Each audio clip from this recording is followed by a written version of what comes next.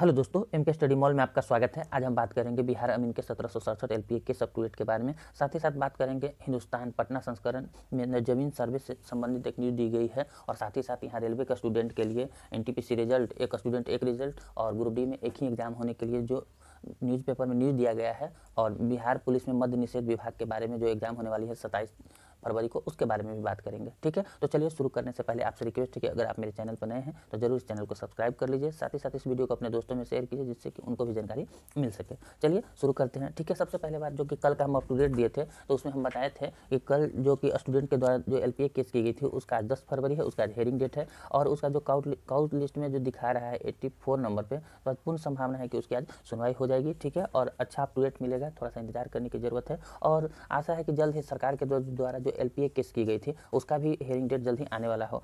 देखिए, अगर ऐसा आज की सुनवाई पॉजिटिव रहता है तो हो सकता है दोनों को एक साथ मर्ज भी कर दिया जाए। ठीक है, तो उस बस इंतजार है कि आज के मतलब क्या आता है आज का अप टू डेट। आज का अप टू डेट अगर ऐसा आता है कि दोनों का सरकार और ये जो केस को अगर एक साथ मर्ज कर दिया जाएगा ताकि केस में मजबूती बढ़ जाएगी और फिर इतना मजबूत हो जाएगा कि मान के चलिए कि आपकी जीत सुनिश्चित हो जाएगी इसी मंथ में।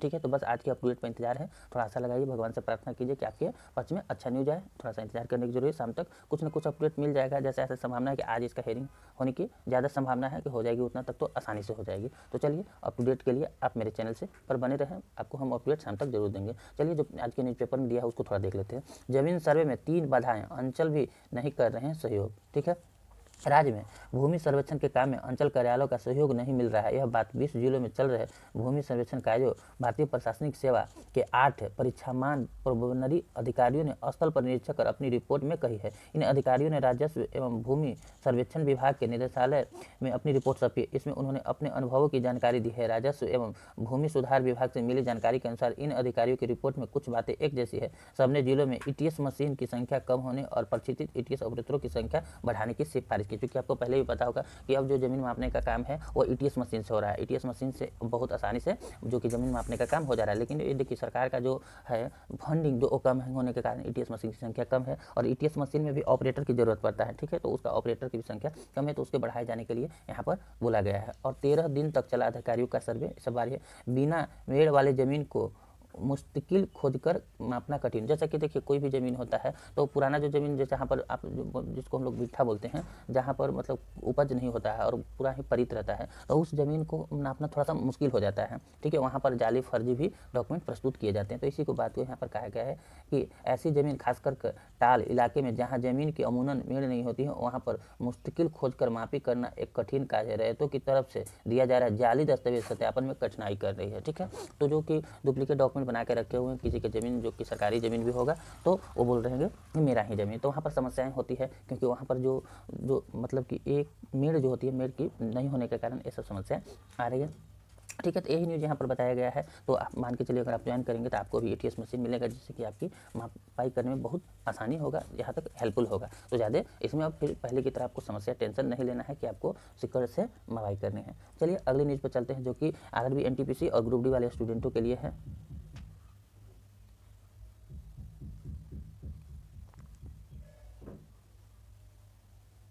चलिए देखिए,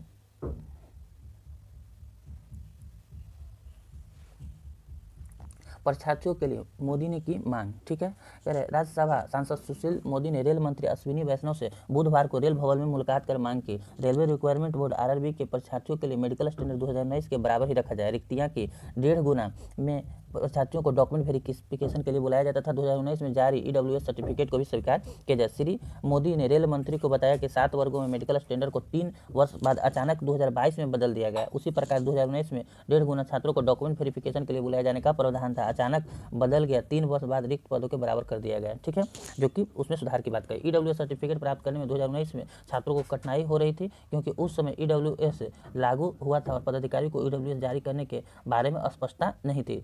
रेल मंत्री ने आश्वस्त की कि एनटीपीसी में छात्रों को एक छात्र एक रिजल्ट तथा ग्रुप डी में 2 के बजाय एक ही परीक्षा में उपरोक्त 3 मांगों को सरकार का आश्वस्त समाधान करेगी। किसी भी कीमत पर छात्रों के अहित नहीं होगा, तो छात्रों के मांगों के अनुरूप ही समाधान किया जाएगा। तो मान के चलिए कि एक छात्र एक जो रिजल्ट है, एक स्टूडेंट एक रिजल्ट, उसकी जो जल्द ही मतलब कि भी जो कमेटी गठित गई तो रिपोर्ट देगी, उसके बाद तो इस पर मंथन किया। तो मान के चलिए कि एक जो 3 लाख कुछ स्टूडेंटों का रिजल्ट आएगी और साथ ही साथ जो ग्रुप डी वाले स्टूडेंट हैं उनको एक एग्जाम लिया जाएगा और मेडिकल स्टैंडर्ड भी कम किया जाएगा, जो कि जो बढ़ा दिया गया था वो पहले ही वाला रखा जाएगा। तो चलिए रेलवे स्टूडेंट के लिए खुशखबरी है। मान के चलिए देखिए, जैसा है कि नेता का हस्तक्षेप होने से कुछ जरूर परिवर्तन आता है, कुछ जरूर सुधार आता है, तो आपको जरूर देखने को मिलेगा कुछ ही दिन में। जैसे ही कमेटी रिपोर्ट सौंपेगी उसके बाद आपको देखने के लिए मिलेगा। और साथ ही साथ जो स्टूडेंट कंप्लेन नहीं किए हैं वो जाकर कंप्लेन जरूर कर दें, ठीक है। NTPC वाले स्टूडेंट के लिए बोल रहे हैं और जो ग्रुप डी वाले स्टूडेंट हैं। तो चलिए अगले न्यूज़ पे चलते हैं।